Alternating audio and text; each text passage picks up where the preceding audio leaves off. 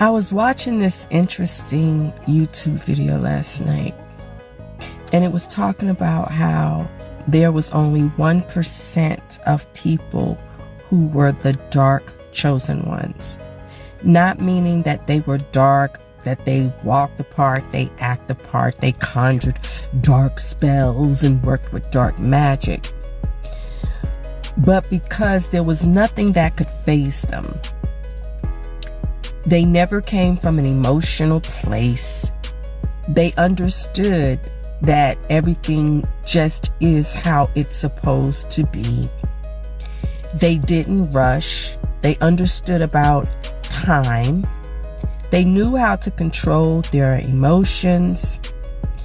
There was nothing that they needed to sit with or contemplate on or heal from, because this 1% had been through some of the worst things imaginable in their life that they could possibly ever go through.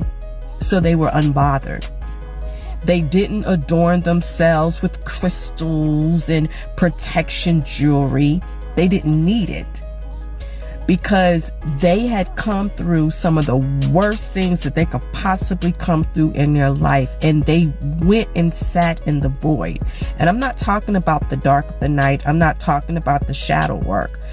I'm talking about how they understood where they were when they sat in the darkness, when they sat in the void, and everything inside of them wanted to scream, wanted to yell, wanted to let go, they just wanted to end this life in this human form.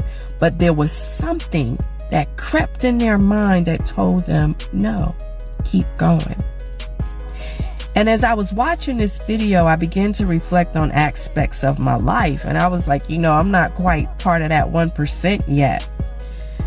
But I do understand what it feels like to not feel bothered. And in the video, I was talking about how the 1%, they don't label themselves.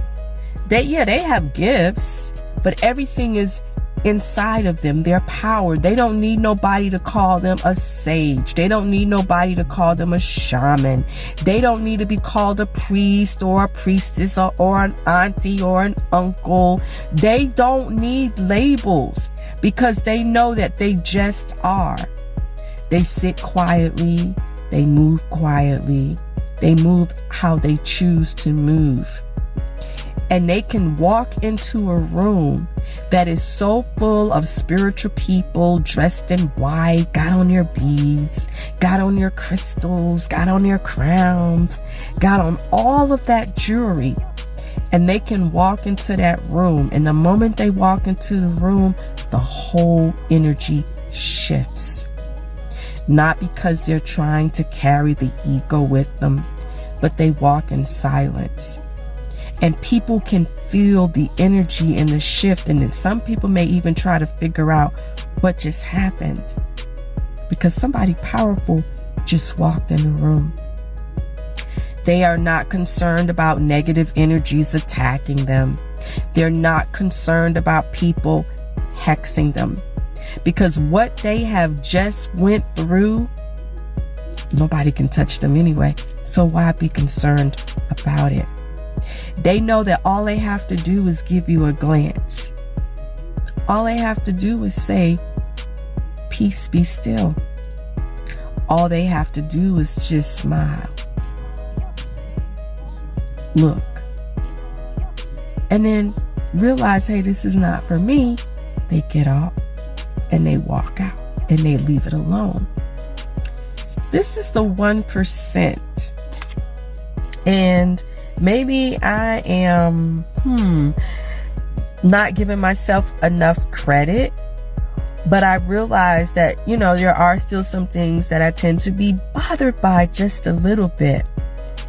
And so for the next 3 days, I am going on this huge fast.